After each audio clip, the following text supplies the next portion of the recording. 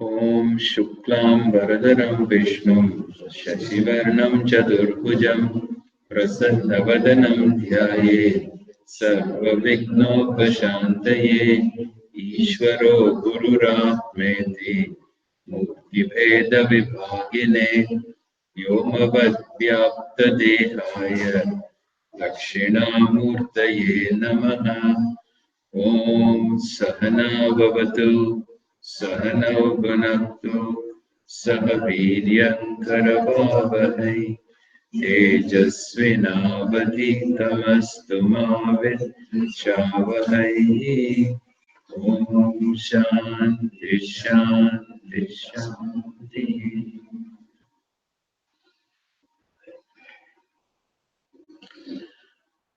Okay, so we were looking at chapter 14 and we finished at verse 13, I think.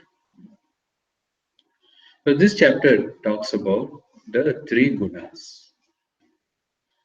So when we interact with the world, we experience the world. It's not one homogeneous, undifferentiated srishti, world. It is varied. It is multiple. And there are really infinite variations in what we see in terms of our perceptions, in terms of our cognitions. So these varieties are explained in some way by this particular model. And they are reduced to three main characteristics, which are what are called as gunas. So in various combinations of these gunas, they put together, they explain the differences in the whole world. It's a way of looking at it. In order to understand something, you reduce it to its components if there are many. So here, with the infinite variety, you divide it into certain characteristics. So in these characteristics, we have three types of characteristics, called as sattva, rajas, and tamas. Sattva accounts for all that has to do with knowing, knowledge, knowing aspect, and things which are in there. So sattva gunas in the purer form, when it comes to other things like emotions and so on. But primarily has to do with the knowing aspect. Rajas has to do with the dynamic aspect and the activity aspect, the energy aspect. Those kinds of things fall under Rajas. And Tamas accounts for the all that is inert. So even if it's just a state of experience, for example, so sleep will fall under Tamas because it represents inactivity. Ignorance falls under Tamas. Inertia falls under Tamas. So it's a broad category. Like that, we have three gunas. And the various combinations of these gunas constitute the differences. So it's predominance. There's a preponderance of sattvas. There's always a combination of all the three in anything we look at. So a sattva predominant will have some of rajas and tamas. Rajas predominant will have some of sattva and tamas, like that. So there are various combinations. So in this, Bhagavan points out, so the Lord, I am the consciousness itself in the form of the truth, the satta, satyam. That is the one that sustains everything, sustains the whole creation, creation which is in a varied form. So I am the essence of everything. Without that, nothing is there to experience. So that consciousness is really what is called as the support, the ashraya for all my experience of the srishti. And then that which is experienced is not something which is independent or separate from that which supports it. So it is nothing but a expression of that same thing. So it says that which causes all of this. I am the cause, but in a twofold manner. Bhagavan is the cause. When we think of the Lord, it's always as the cause of all of this. Jagat Karana. So it's a twofold way of looking at the cause. One is cause from the standpoint of that which sustains. So means without it, that is the invariable. If that cause is not there, then the effect is not going to be there. So in fact, the cause becomes the main thing. The effect becomes only incidental. So that way, one way of looking at the cause. So cause which sustains everything, that is Karana. But cause also from the standpoint of the effect, you can look at the cause. Okay. So that which is experienced externally is the effect. Now that effect also has to have an origin. So I can have a cause from the standpoint of the effect. So cause effect, there is a connection, there is a relationship. Or I can have a cause which is cause that sustains the effect. In fact, all cause sustain the effect. Okay. Without the sustaining, like a pot, So the pot is the effect, the clay is the cause. So it's from the standpoint of cause and effect. But then if you look at the cause, really speaking, the cause is the invariable. The effect is something which comes and goes. It's subject to the change.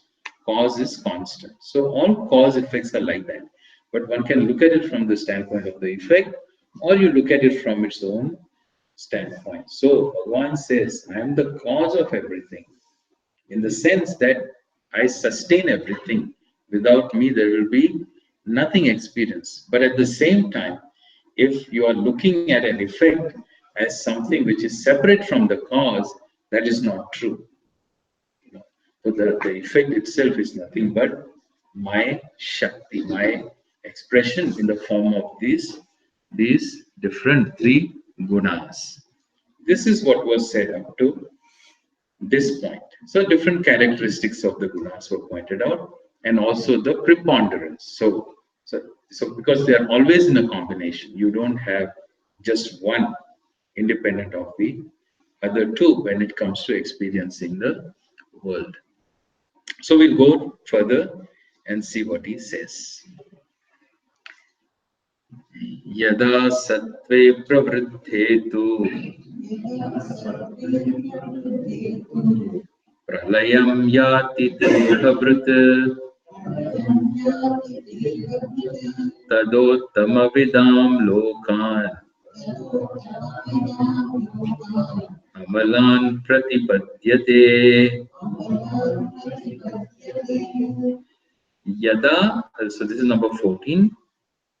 Yada sattve pravriddhe tu pralayam yati dehavrit tad uttamavidam lokan amalan pratipadyate.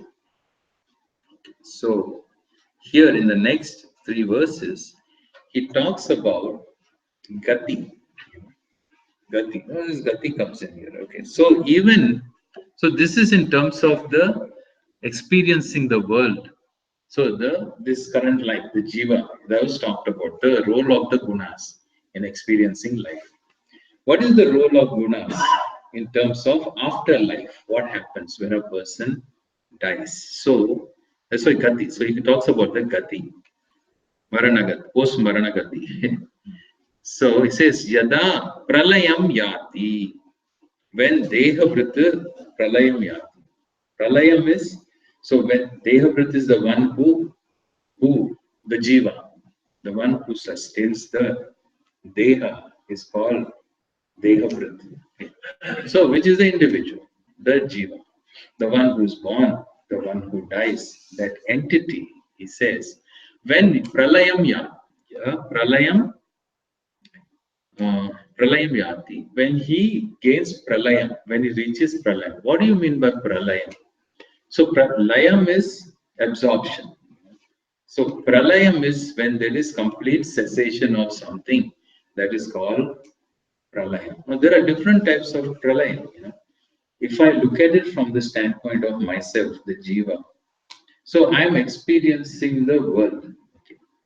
When do I stop experiencing this creation? That state is called as pralaya.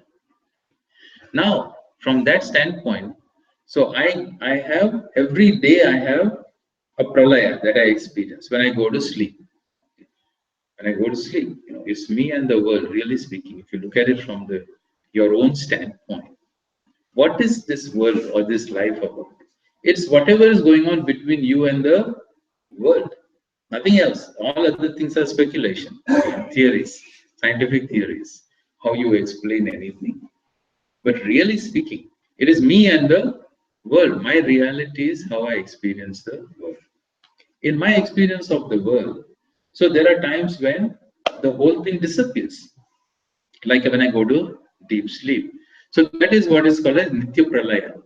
It's a state where, so every day there is a, so like a Nitya Karma, daily karma, like, so this happens every day. The world is destroyed as far as I'm concerned. Only thing is it comes back. The next morning when I wake up, it comes back. One day it doesn't come back. So, but that is one type of pralaya. But then there's also collective experience of the world. So we all world experience the world in the same manner, okay? More or less. We perceive the world in the same manner. That is one type of collective experience. Now, for this, for us as and experience each other, correct? Now, as a species, just imagine. Suppose all we all imagine this sometimes. Suppose all the human beings died. Okay, like it happened to certain creatures. All the dinosaurs died. Then what happens? You become extinct. So for that one species, this whole universe is extinct, really speaking. That means the universe is not going to be experienced as it is experienced by this species anymore. Even if there are some other organisms, it's going to be a different kind of a universe for them. So there is a pralaya of what we imagine to be the creation. That comes to an end. That comes to an end for the whole, whatever, however you want to categorize the species. Okay. Suppose all visible species, the big species are gone. That means only thing left are the microbes in this universe. So then it's going to be a totally different kind of an experiential universe. Still, jivas are going to be there.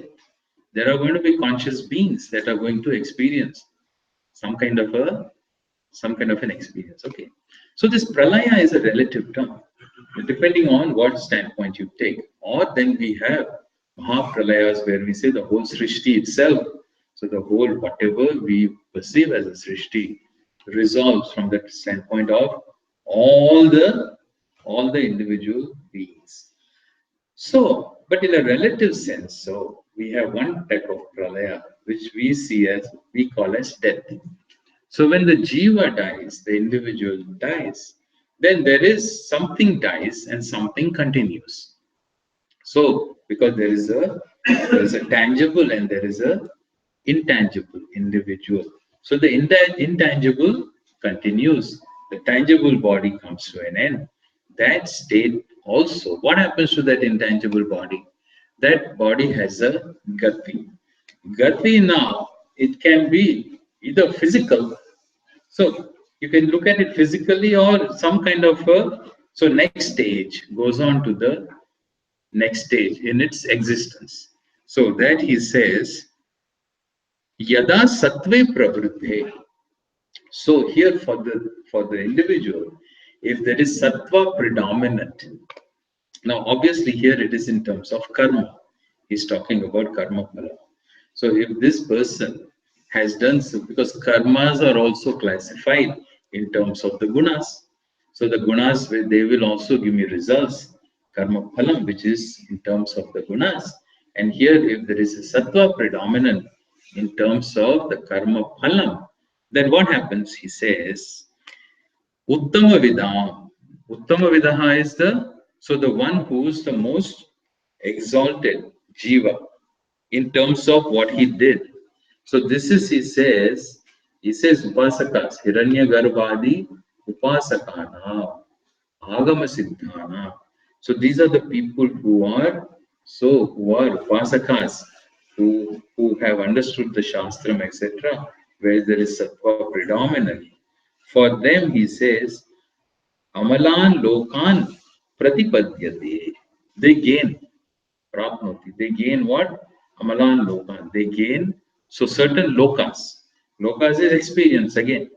So, like just as I experience this world of experience, then that jiva continues and has some other kind of an experience, which is called as, which is amalam, free from rajas and tamas, relatively.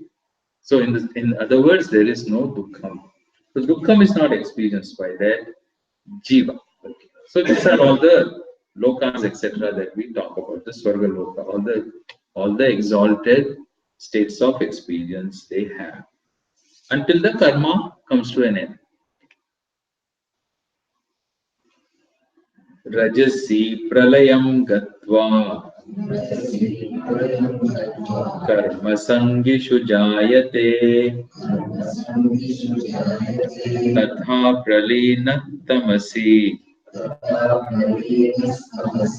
mudhayonishu jayate. Okay, so what about the jiva whose karma and karma phala yields results which are, so tamas predominant? What happens to him? Rajas predominant. So it says rajasi pralayam gatva karma sangishu jayate. So if the rajas is predominant for this particular jiva, then he gets, so he's born in an environment which involves what? Karma. Karma. Connection with karma. What do you mean by connection with karma? He said that is manushya yoni, really speaking. So, when you say you're connected to karma, so here we are talking about dharma adharma. A yoni which is connected to dharma adharma is a manushya yoni. So where right and wrong is involved, where dharma adharma is involved, where free will is involved, where choice is involved, that kind of a birth is called as Manushya Loka or equivalent to Manushya Loka. So such a kind of a birth the jiva takes if it is Rajas predominant. So there you can see now why we are born with a tendency to be directed outwards and do activity, right? Within that also there are variations, but essentially we are driven to act externally as human beings. Okay. Whereas he says, tatha, similarly, pralinaha tamasi mudha yonishu jayate. The jiva who is predominant in terms of tamas, what does he gain? He gains a Muda yoni. Muda yoni means relatively dull, inert in terms of thinking. There's no free will, etc. So which is pashu and so on. So you get the kind of a body that we recognize as lower forms of bodies. In that form, the jiva is born. So there is really no free will. It serves a certain purpose. All those bodies also serve a certain purpose. At least you become food. You become food to the other jiva. That's why in those kinds of yonis, they'll have, their mortality rate is very high. So there will be 100, alligator gets 100 babies and only one survives. What happens to the 99? So they get consumed by the others. So it looks as though most creatures are born only for the consumption of other creatures. So that is the primary function. There is no free will. There is no action. That is called as a muda yoni or a lower form of life. That is tamas predominant. And then he summarizes by saying, Urdhvam gachanti sattvasthaha. Oh, sorry, that's 18. Okay. Yeah, after 15, I went to 18. ऊर्ध्वं गच्छन्ति सत्त्वस्थाः मध्ये तिष्ठन्ति राजसाः जगन्यगुणवृत्तस्थाः gachanti tamasaha. So it just summarizes here by saying that, so sattvasthaha urdhvam gachanti. So those who are so abiding predominant in sattva qualities, they go urdhva gati. So this is a gati that goes to the lokas. You gain a body of deva loka, etc. Then madhye tishtanti rajasa. So the rajas predominant madhya loka. In between lokas is the prithvi, manushya, the loka. And then the lower loka. So there are 7 above and 7 below, according to our according to Puranas. So Uhu Bhuvaha Swaha Mahaha Janaha Tapaha Satyam. So these are the 7 lokas which are Urdhva lokas, and then you have Atala Vitala, Sutala Talatala, Mahatala, and Patala. These are the seven below. Okay. Then he talks again about the gunas in terms of the phalam. So these are 16 and 17 verses. Karmana sukrutasyahu satvikam nirmalam phalam rajasastu phalam dukkham ajnanam tamasah phalam. Yeah. So this is phalam in terms of what kind of gati you have, what kind of next life one ends up in, or the subsequent life. What about the phalam in terms of experience? What happens? What kind of experience does this jiva have? For which he says, karmanaha sukritasya satvikam nirmalam phalam ahu. So sukritasya karmanaha, sukritam karma is so punya karma that produces punyam, or karmas that is centered on dharma, that gives nirmalam phalam, which is free from malas, impurities. What kind of impurities? So dukkham and so on. It's all mental states we are talking about. So nirmalam is so sukham, jnanam, vairagyam, those kinds of qualities. So if a person is, say, born, if you're rajas predominant, you have a manushya sharira in terms of the gati. But then again in the birth itself, again there is a predominance. There, if it is the phalam is sattva predominant, as a result of sattva predominance, then he will have relatively so qualities. He is born with certain qualities. You were saying the other day, this kid is so young, but he still talks like he seems to be so mature when he talks and things like that. So each one is born with certain qualities and characteristics. There itself one can have sattva predominant, rajas predominant, and so on. So here the person is born with certain gunas, which are sattvika, nirmalam gunam, sattvikam gunam. Similarly, for rajas, he says, rajasatsu phalam dukkham. This is dukkha. He gives so much, relatively more sorrow, more complicated mind, and things like that. Tamasaha phalam is ajnanam. He says ajnanam. So in terms of, see, karma also is based, when I choose to do an action, my action is predominantly depending on one's thinking. So it can be predominant. If it's born of wisdom and understanding, it is sattva predominant.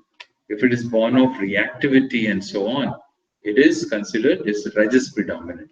If it is born of wrong thinking or distorted thinking or against adharmic thinking, then it is tamasic activity.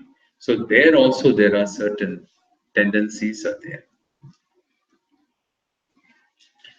Sattvat sanjayate jnanam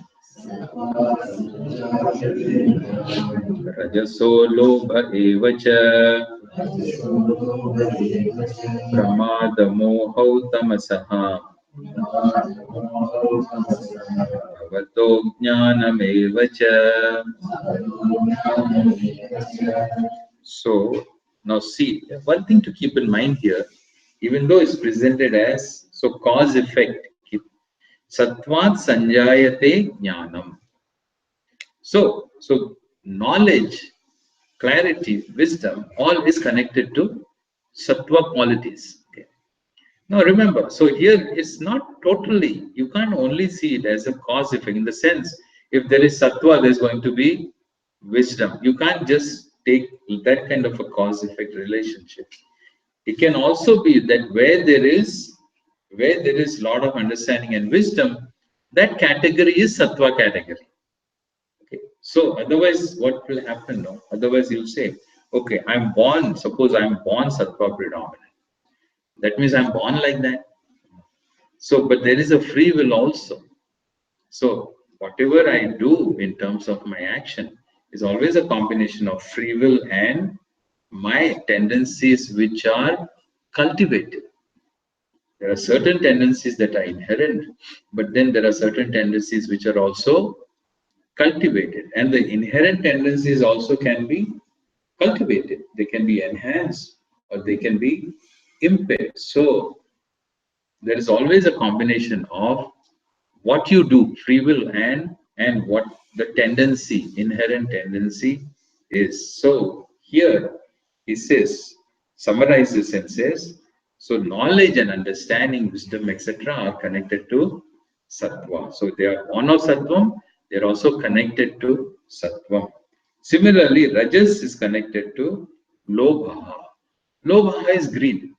So greed is a tendency, that is a sense of deprivation, a sense of lack is what creates greed, really speaking. So greed is an expression of a sense of lack inside. So otherwise, there's, I always seek something which I don't have.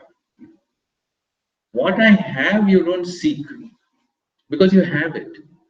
I seek what I don't have, or what I perceive myself as not having. So once that is there, then that applies for everything. It's not just objects. So it can be money, it can be things, it can be attention. So it can be name, it can be fame, it can be respect. The more I lack self-respect, the more respect I want others to give me. Really. So one only seeks what one lacks. But again, I think it can be a general rule, more or less. Then the more you think you lack it, then you seek it more naturally. So greed.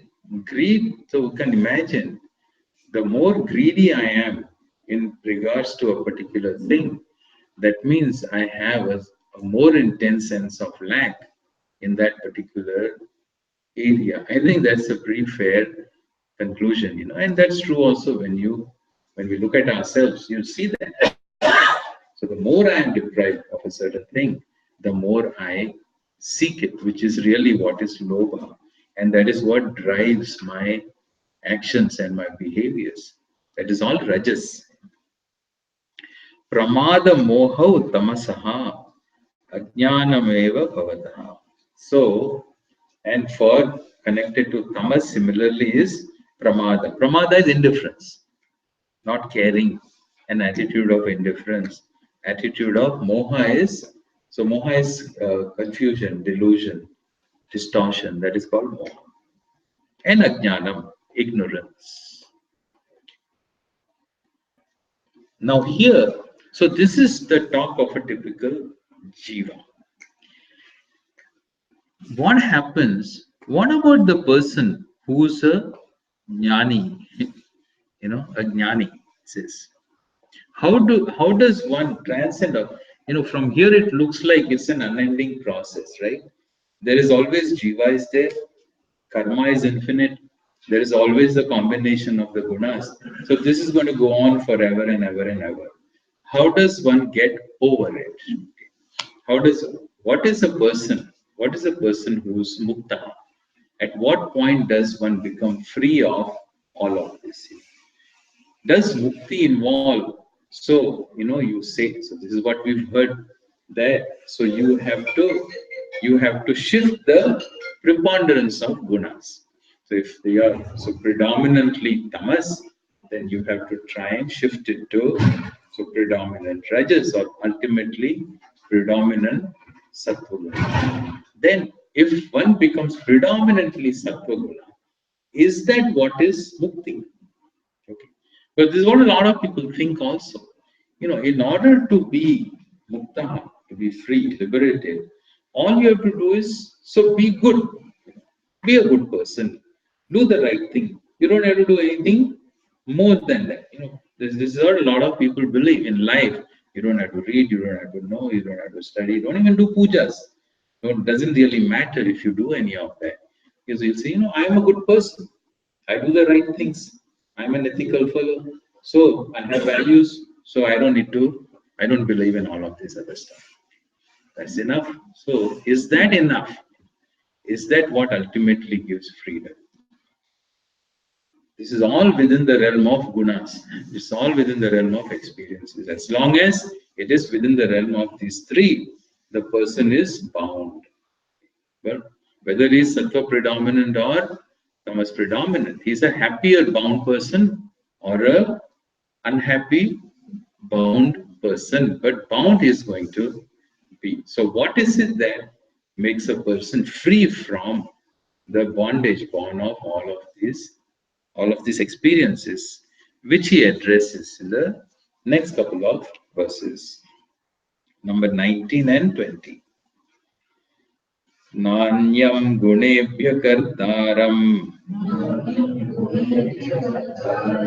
यदा दृष्टानुपश्यति गुणेभ्यश्च परं वेत्ति मद्भावं सोऽधिगच्छति. So the person who ultimately gets freed from all these gunas is the one who transcends all of these three. He is the gunatita, because gunas make me function within the limited experiences. In order to get over this, I have to transcend all of these gunas. Within the context of gunas, that is not going to happen. So only the person who's able to transcend the gunas is the one who becomes free from gunas. Now, how do you transcend the gunas? How does one transcend the gunas? Is it possible? If I am bound by gunas, if all activity is connected to gunas, how am I going to transcend what kind of a guna do I need to transcend the gunas? How can I I can't sit on my own shoulder. This is like asking a person, so you sit on your own shoulders, so then you can look better. You can look above the crowd. Look above the crowd. No? You have to sit on somebody else's shoulder. Whereas he says, so the gunatitaha is a person. So he recognizes something. Either there is something in me that already transcends all the gunas that I need to recognize. If there is nothing like that, then I'm only functioning in terms of the gunas. I will not be able to transcend the gunas. So if there is something which transcends the gunas, then I need to know what that is. And a jnani is the one who knows that or recognizes that. How does he recognize it? He says, Na anyam gunebhyaha kartaram yada drishta anupashyati. Drishta is the person, the individual, the vidwan, the one who knows himself. When he recognizes or when she recognizes, what does he recognize? Na anyaha anyam gunebhyaha kartaram. There is no karta Karta is, who is a Karta? Karta is a doer, the individual, the ego is called as a Karta. The Karta, Bhokta, etc. I'm the doer, I'm the enjoyer, I'm the perceiver. So this person with an identity is called as a Karta. He says this Karta is connected to the gunas, to the qualities. So the Karta functions in terms of these three qualities. So Gunebhyaha Anyam Kartanam is not there. So there is no Karta or the doer other than the quality. So in other words, the ego is always connected to the three gunas. Okay. Not only that, he says Gunebhyaha cha param veti. Gunebhyaha param. But there is something which is other than the gunas, which transcends the gunas. There is something which transcends the gunas at the same time.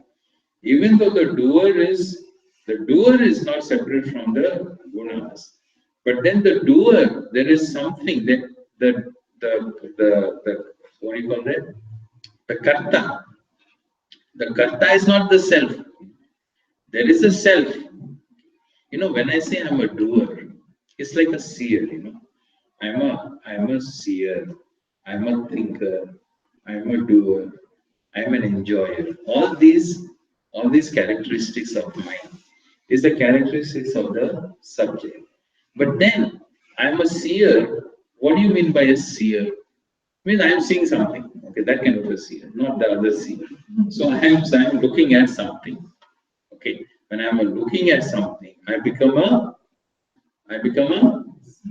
looker. Looker, not a looker. Looker can be object or subject.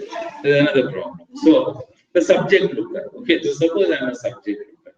That depends on what I am looking at. Right? If there is nothing to look at, then I'm not a looker. Correct? I'm not a looker because I'm not an object or a subject of look.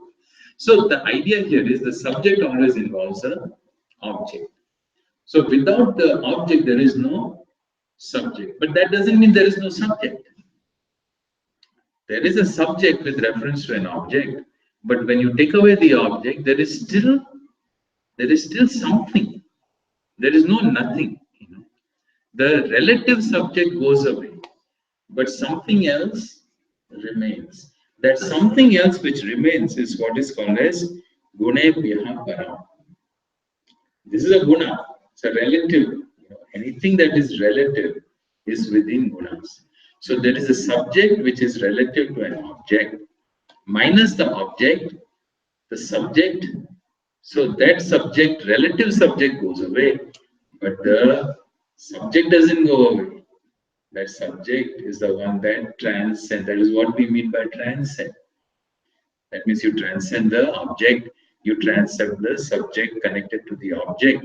And what remains is the transcendental subject from its own standpoint. That transcendental subject, he says, Veti, he knows. This person knows. So he knows that there are now two types of subject.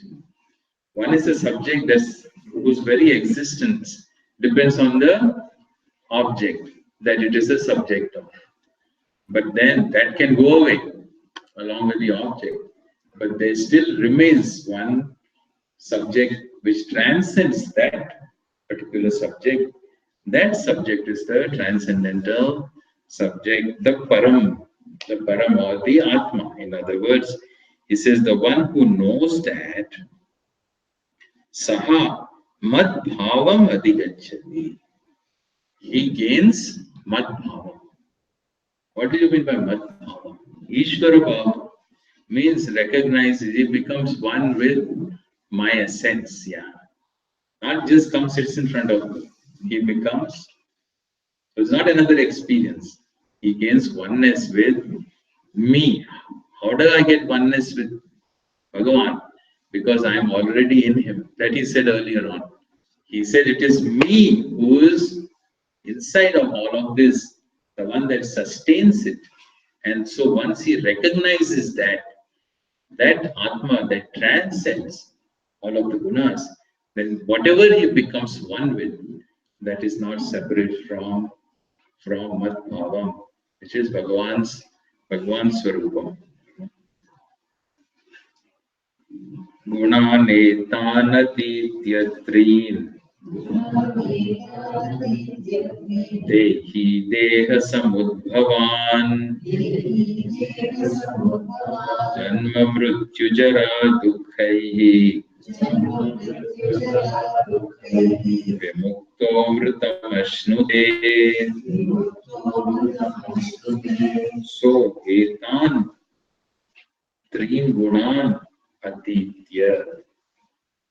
Etan Tri Guna. So these three gunas having transcended, having crossed. Now you can see what it's meant by transcending, or transcendental. It doesn't involve any, there is no gati here. See, this is so different from the gati that is talked about. That gati is for the jiva after death. Within this world, there is a cycle of birth and death which continues forever. Now, in order to be free from that cycle of birth or death, do I need to be alive or do I need to be dead? The question. So, in many theologies, you become free from the cycle of, well, if you have a cycle of birth and death, suppose you have a cycle only of birth, there's no cycle really speaking, this is one birth. And to be free from that birth, you have to, what do you have to do? You have to die. You have to die because birth itself is a bondage. So in order to be free from birth, you have to die. And then take another birth. That's also another birth from which you don't die. So that kind of a thing. Whereas, so if there's a cycle of birth and death, so do I, to be free of that, do I have to die or do I have to be alive? Well, yeah. So I don't have to die. Here itself, I have to recognize that I am already free from the cycle. So this is what he says. Etan trin gunanatitya. Crossing, transcending these gunas. He said the verse before, by recognizing the transcendental Atma, he says, Dehi, Deha Samudbhavan Dehi. Deha Samudbhavan. So Dehi is again the individual, the Jiva. How did this individual come into being? He was Deha Samudbhava, the one who came into being when the body was born. Okay, in other words, the individual. Okay. The individual comes into being after the birth of a body in a given form. So that means the one that is created by the body, the individual, the ego. He says, Janma Mrityu Jara Dukkaihi Vimuktaha. Amritamashyanti. So this individual who's born, he becomes free from what? The cycle of birth and death, the dukkham, the life of limitation. In other words, a Jivan Mukta. That's what is meant by Jivan Mukta. So he's alive and he becomes free. Okay. So Arjuna, when he hears this, so this is what always catches your, when you're dozing off. What wakes up the student is when the student hears about this Jivan Mukta. You become Jivan Mukta. You become free from Dukkham. You become free from Janma Mrityu. So then he becomes, okay, now a question. So he has a question. Because previous things he didn't hear properly. So naturally, the question comes up. So he asks the question. Arjuna Uvacha Kailingay Stream Gunanetan Atito Bhavati Prabho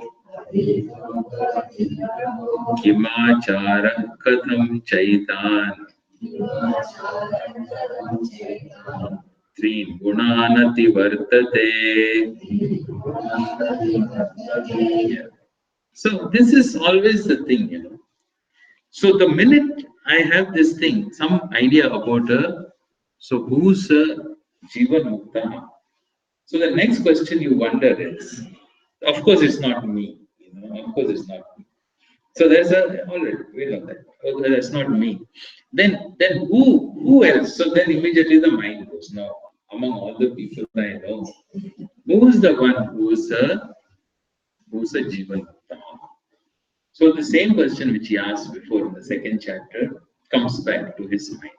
He says, Kaihi lingaihi etan trin gunan atitaha bhavati.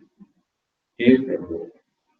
So the one who is atita, the one who has transcended these three gunas that you just mentioned, he says, Kaihi lingaihi bhavati. So by what lingas do I recognize? Lingam is a symbol. Okay, so by what characteristics? Okay, by what characteristics does one recognize this person who has transcended the three gunas? In other words, how can I tell? How can one tell? Either with reference to somebody or even with reference to myself, suppose. How do I tell that this person has now transcended? This is one question. Kim achara? And how will this person behave also? Do I see any changes in their behavior?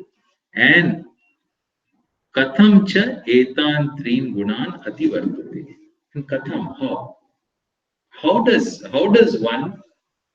one able to do that? So he asks for a sadhana. So he says, how does one recognize such a person? And how is the person behave? And how does one get to that point? These three questions he has.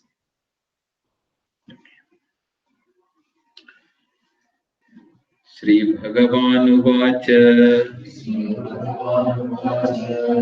Prakasham cha pravrittim cha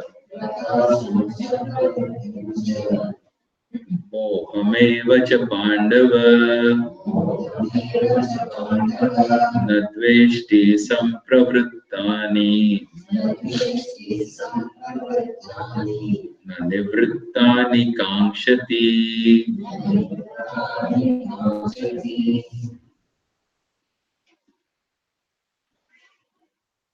So, what is the characteristic of this person who has transcended the three gunas?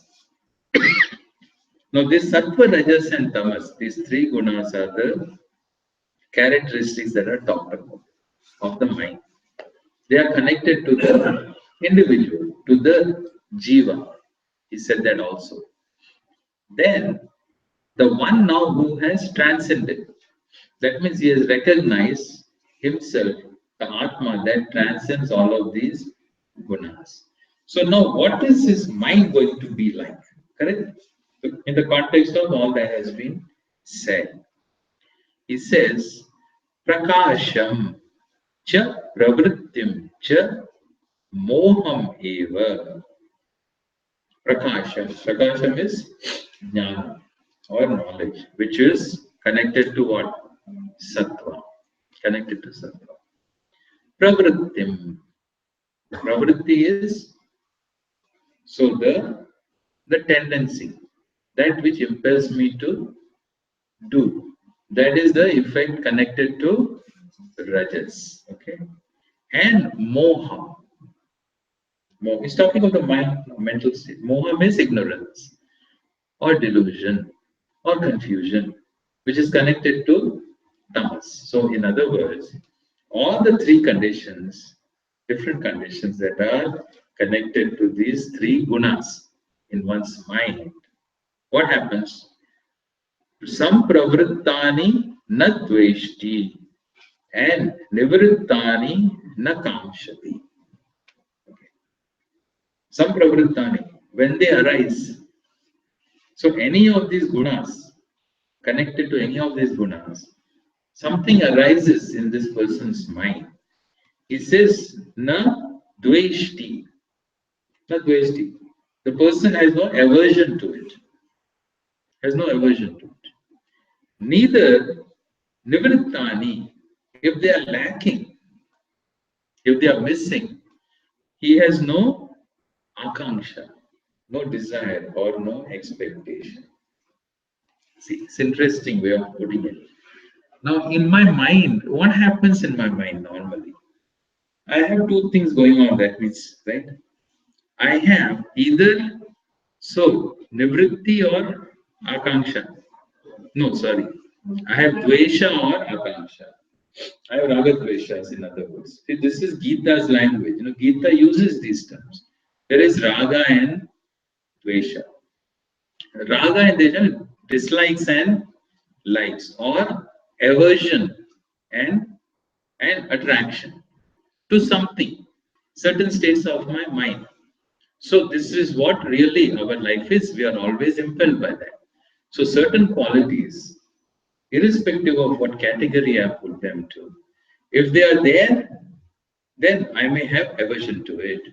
Or there are others that I seek it. So these are the two raga dveshas that I live by. He says this person basically is free from raga dveshas. Raga is not affected by the all the variations of whatever goes on in their mind. He doesn't say nothing goes on in their mind. Things go on in their mind also perhaps, but he is not conditioned by whatever is happening, by his gunas, or in terms of his gunas. Udasinavadasinah गुणैर्यो न विचाल्यते गुणा वर्तन्त इत्येव योगतिष्ठन्ति नेङ्गते. Okay, so now this guy in his thinking, he has no ragas and dvesha. So then what is it in his mind going on then? If I take away the likes and dislikes, then what am I? Am I a inert, non-reactive person? He says, Udasinavad asinaha. He's udasina. Udasin, udasinam has in Hindi, udasin is sad, really. The one who's udas. Udas generally they will say. No? So he's Pankaj Udas. There was one Pankaj. So they used to say he's Udas. He was Udas. He was different word it is. But Udas means that one who looks sad and all is called Udas. Aap kya Udas ho? They'll ask. But that Udasinam really means the one who is neutral. Indifferent also has a connotation. Elsewhere you will see the translation as indifferent. The one who's unaffected, the one who's indifferent. To be indifferent, the implication really is not to care. In English language, when I say I'm indifferent to somebody, so on the road something happened and the person is indifferent. That means it doesn't make any difference to me. That is what is meant by indifference. Whereas, so what it really means more is neutral. Neutral, what is the difference? So neutral means the one who doesn't take sides is called neutral. Like in a sport. In a sport, who's the neutral, only neutral person? The umpire. Correct? The umpire. He's supposed to be neutral. He's supposed to be neutral and he's expected to be neutral. And a good umpire is neutral. Okay, yeah. Good umpire is neutral. So because there is this paksham na bhajate, he says. He doesn't take any pakshas. He doesn't take any sides. And why does he not take any sides? Because he has nothing. If he has nothing to gain, okay, there is nothing to gain. So he has nothing to lose. So he can afford to be neutral. He can't be anything but be neutral. I have nothing to gain or lose. Okay, that person is really what is meant by Udasina. So he says, now What do you mean you have nothing to gain or lose? So, if you have nothing to gain or lose, that means, what do you mean? That means really you are only full in yourself. If you are full, not full of yourself, you are you're full in yourself. Yeah. If you're full in yourself, there are people who are full of themselves. Really, that's all. Anyway, so then you have nothing to gain or lose because nobody can take away the fullness. If nobody can take away the fullness that I am, nobody can add to the fullness that I am. Then only I have nothing to gain or lose. If I have nothing to gain or lose, then I don't need to take any sides. I have no sense of loss. I have no see. If I have I can have no sense of loss. But how about gain though? Isn't it nice to have gain? Well, I have nothing to gain either because I already have it in full. Okay. So the person who has, then suppose a person is a billionaire and then he gets $1,000 lottery. Then for them, really speaking, it's not, I can easily forgo that. He has nothing to gain, he will say. Like that, only such a person can be a stitaha, one who is neutral. So he says, Udasinavat. And even that he says as though, it looks as though he is indifferent. But really speaking, it's not indifference. It is a kind of it's a neutrality. Gunaihi na vichalyate. Also, he is not disturbed by any of the three gunas. He says, Gunaha vartante iti eva avadishtanti. The way he functions is guna. He recognizes guna guneshu vartante. Elsewhere in Gita he says, Gunaha, the gunas function within the realm of gunas. So whatever I do, I don't do, etc. What he said in the verse before is all within the realm of gunas. Guna guneshu vartante iti matvana sajjate. Before he has said, and similar in this manner, iti yaha avadishtanti.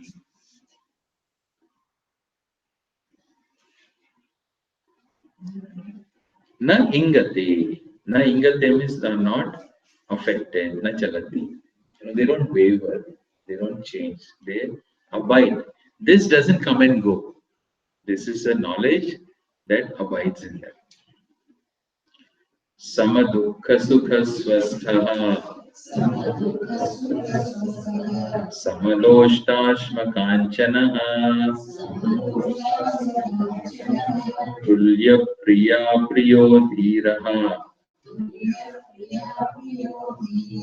Tulya nindatma samstutihi. Samadukha sukha swastha. So one who is swastha, one who abides in oneself. Samatvam, again neutral. Neutrality with respect to sukham and dukkham. Okay, joys and sorrows. This is an important point here.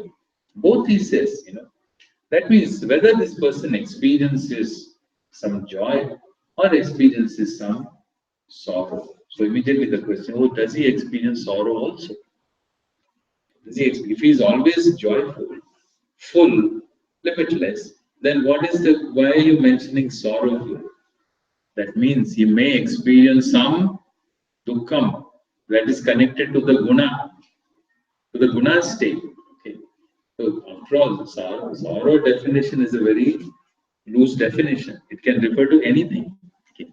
Some state, he is always in ananda, you cannot say. So suppose mind always get to remember, the mind also is a sukshma sharira.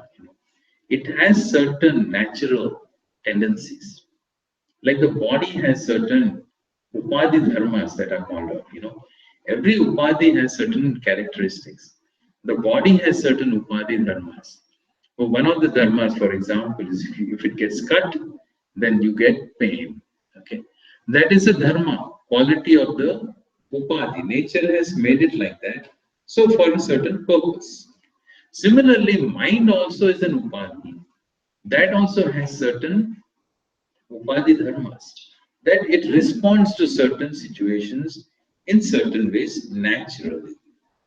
And then there is on top of that, there is another response, which is a subjective response that we have, which is not uniform, which is varies. So depending on person to person.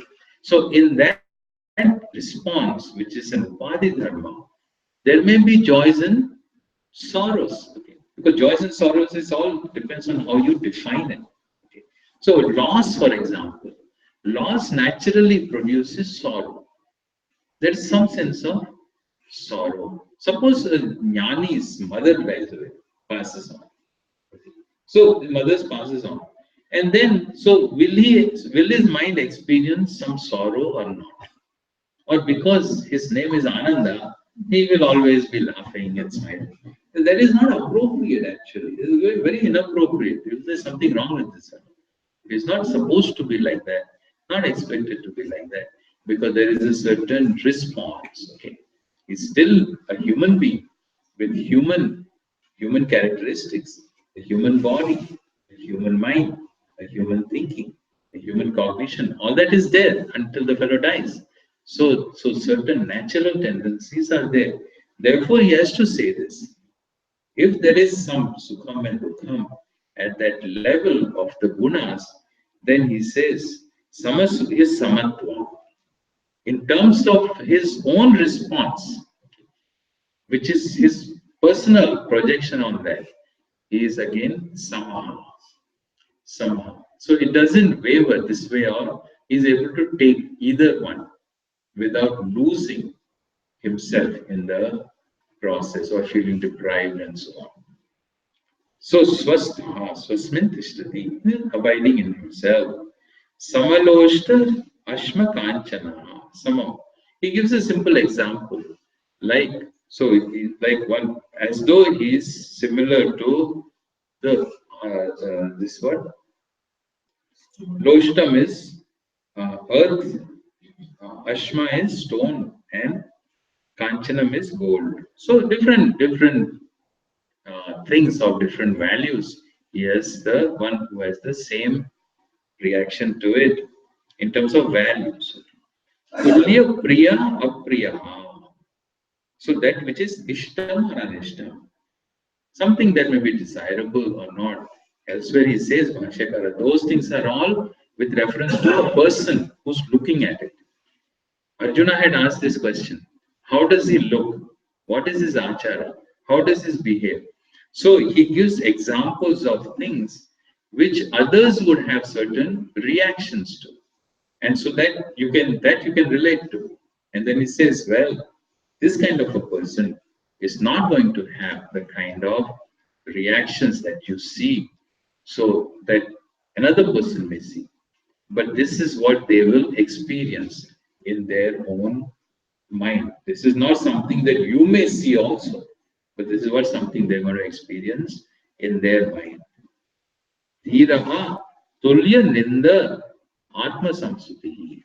Similarly, whether ninda or stuti, whether the person is censured or whether the person is praised, the person is not going to, he's going to react with samatvam. मानापमानयोस्तुल्यः तुल्यो मित्रारिपक्षयोः सर्वारम्भपरित्यागी गुणातीतः स उच्यते. So such a person, so who mana apamana yoho tulya, the one who has so similar response to manam and apamanam. Manam is praise, respect. So he says, he's beyond. Somebody shows him respect, he's beyond that. Actually, that's relatively easy, not a big deal. But somebody shows disrespect, That is much more difficult to handle. Which is doesn't really matter to this person whether the person is shown respect or disrespect. How does it not matter? Because he knows both are false. Really speaking, both are false. It's not generally what happens now. When somebody praises us, it makes us feel good. Makes us feel good. So, the degree to which somebody's praise is going to make me feel good is going to be the degree to which the disrespect is going to upset me. Correct? Yeah.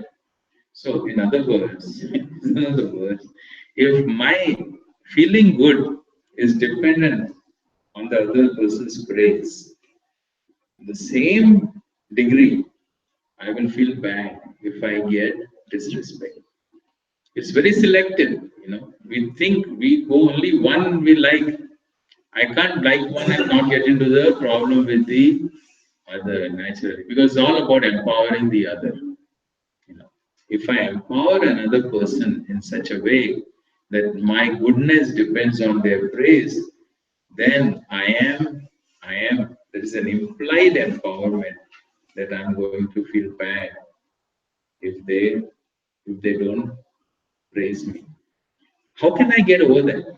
I can only get over that when I know. I can't only say, well, the person says bad things about me, it washes off my back. I don't care. I don't care. But what if they say good things about me? No, no, that I care. No, it doesn't work that way. That also I should not care. How would I not care? Because both are false. Both are false. So if the person's disrespect is false, then their respect also is false. In the sense, it is not based on nobody knows. If the person doesn't know me, they don't know me.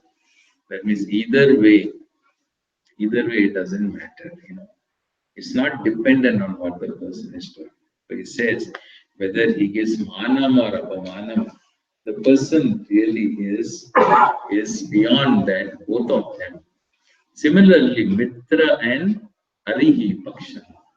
So whether somebody behaves in a friendly manner or if somebody is unfriendly, so the person doesn't need to take sides, doesn't feel because he is udasina, he has said before. It's not dependent on that.